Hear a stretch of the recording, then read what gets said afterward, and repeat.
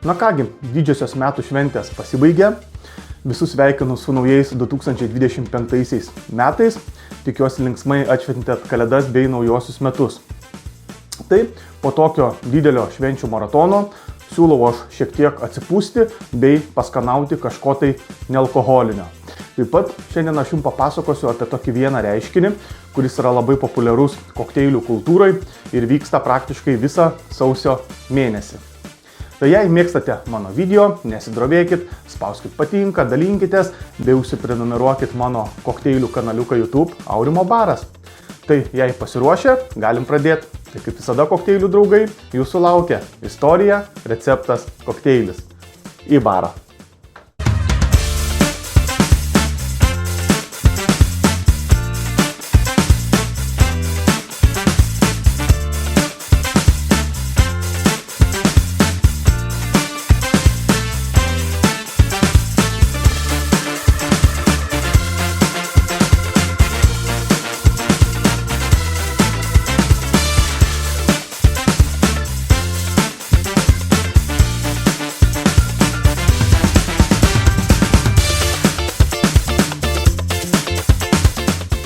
Tai sveiki mano kanaliuko prenumeratoriai, mano Facebook draugai bei visi kiti, kurie matysit šį video.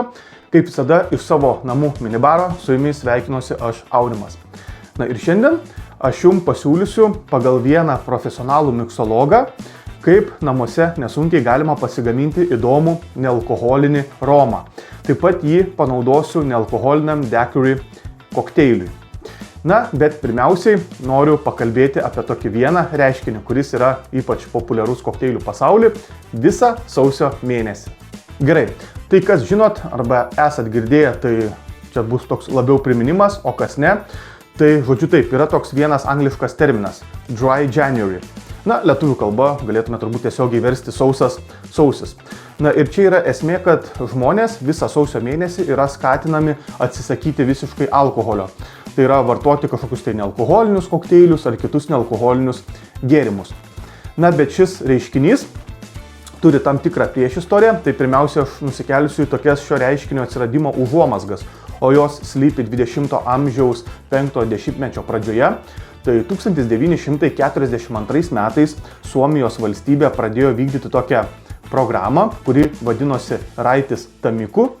Išvertus į lietuvių kalbą reiškia blaivus sausis. Na ir šios programos esmė buvo ta, kad buvo siekiama, kad Suomijos armijos karininkai nevartotų alkoholio sausio mėnesį ir apskritai buvo siekiama kovoti su priklausomybė nuo alkoholio, kuri ypač išaugo karo metu. Nu, toks kaip šiuolaikinis modernus reiškinys Dry January, jisai atsirado 2013 metais Jungtinėj karalystėje. O istorija buvo tokia, kad 2011 metais viena britė moteris vardu Emily Robinson, jinai užsiregistravo vasario mėnesiui bėgti maratoną. Na ir Robinson sumastė, kad norėdama pagerinti savo sveikatą iki maratono, jinai sugalvojo visą sausio mėnesį visiškai nevartoti alkoholio. Ir rezultatais jinai buvo patenkinta, jinai pradėjo jaustis daug geriau, turėjo žymiai daugiau energijos.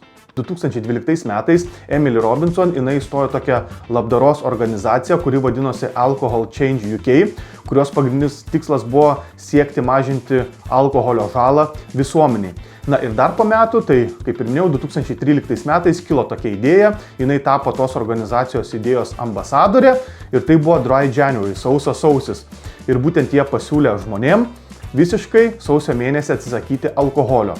Tai pirmą kartą šiame renginyje 2013 metais dalyvavo apie 4000 dalyvių, bet po to kasmet dalyvių skaičius augo kartais. Ir dabar tai yra ypač populiarus ir gerai žinomas reiškinys visame pasaulyje – Dry January, sausas sausis.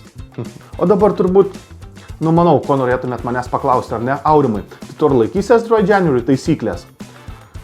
Žinokit, į šį klausimą aš nelabai noriu atsakyti. Tai tiek tokios istorijos. Na, o dabar noriu jums parodyti, kaip namuose nesunkiai galima pasigaminti nealkoholinį romą, kurio receptą yra pasiūlęs vienas profesionalus miksologas Kevin Koss. Tai žiūrim video.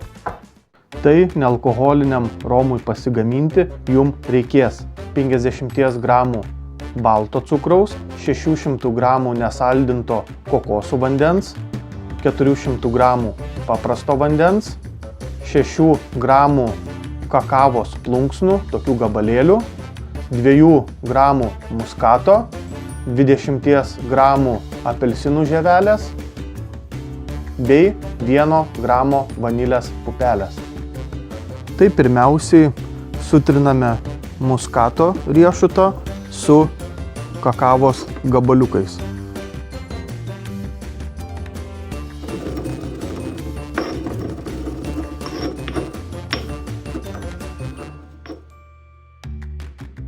Iš anksto pasiruošiame vanilės pupelę, perpjaudami ją pusiau ir išimdami sėklas, kurias taip pat vėliau subersim. Tai į virimo indą beriame cukrų, šiek tiek palaukiam, kol cukrus patirps ir paruduos, tada sudedame trintą muskatą su kakavos gabaliukais, taip pat dedame apelsinų žievelę bei vanilės pupelę su visomis vanilės sėklomis. Gerai viską pamaišom, pakaitinam apie 10 sekundžių, tada supilame paprastą vandenį bei nesaldintą kokosų vandenį.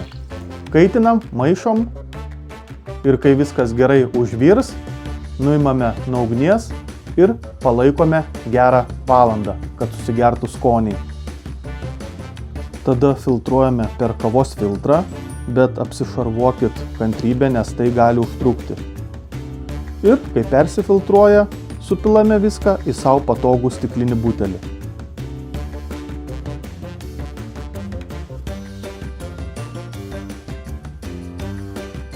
Ir štai turim nealkoholinį romą. Tai vat, pamatėt, kaip pasigaminti nealkoholinį romą namuose. Tai dabar aš jo paragausiu, išbandysiu. Gerai, reikia įsipilti į stiklinę. Na va. Gerai, paragaujam.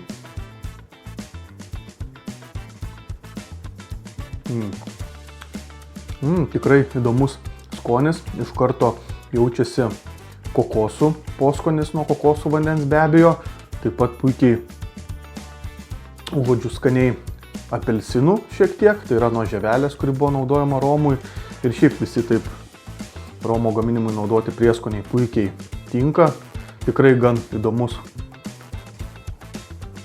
nealkoholinis gėrimas, na ir romo spalva tokia visai kaip gero brandinto romo, tikro romo, jei būtų. Tai vat, na, tikrai visai neblogai. Tikrai gan įdomiai, jo. Tai vat, tai dabar susiruošiu ir parodysiu jums, kaip pasigaminti skaniai nealkoholinį daiquiri kokteilį, kurio receptą taip pat pasiūlė mano prieš tai minėtas profesionalus miksologas.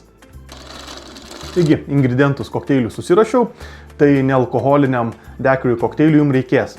Tai be abejo nealkoholinio romo, šviežiai spaustų laimo sulčių bei cukraus sirupo. Kalbant apie cukraus sirupą, tai aš naudosiu paprastąjį cukraus sirupą, tai yra santykių 1:1. 1 cukraus, 1 vandens. Tai tiek apie ingredientus, galim pradėti gaminti kokteilį, tai kokteilis bus gaminamas kokteiliniai, tai tiesiog dabar prieš tai išvardintus mano ingredientus aš pilsiu į kokteilinę.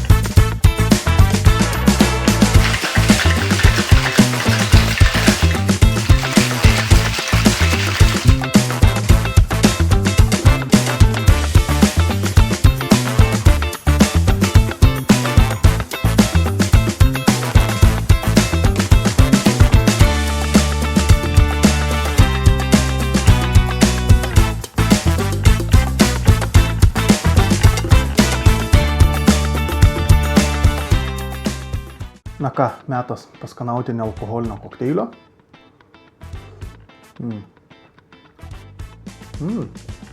Tikrai visai toks neblogas, įdomus nealkoholinis kokteilis. Tikrai gan fainai ir gerai subalansuotas, ne per rūgštus, ne per saldus. Puikiai taip pat jaučiasi ir nealkoholinis romas. Tai jis turi šiek tiek jaustis, nes būtent 90 ml reikia naudoti pagal receptą. Tikrai gan neblogas nealkoholinis kokteilis. Aišku, jei tiesą pasakius, aš nesu didelis fanas nealkoholinių kokteilių, man kokteilis turi būti su geriu alkoholiniu gėrimu, bet tokia kartais įdomi alternatyva, manau, gali būti. Tai va, ir puikiai jaučiasi tas toks kokosų poskonis nuo romo. Ne, tikrai gan įdomiai. Tai kam patinka nealkoholiniai kokteiliai, tikrai galit išbandyti. Tai ką, šiandien tiek. Tikiuosi video buvo įdomus, jums patiko. Na ir iki susimatymo kitą kartą.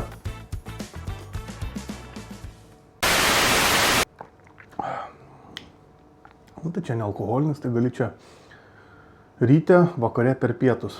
Ryte, vakare per pietus, jo. Ryte per pietus vakare. Aš čia pasigėriau, galiau maišaus. Įdomiai, tikrai įdomiai.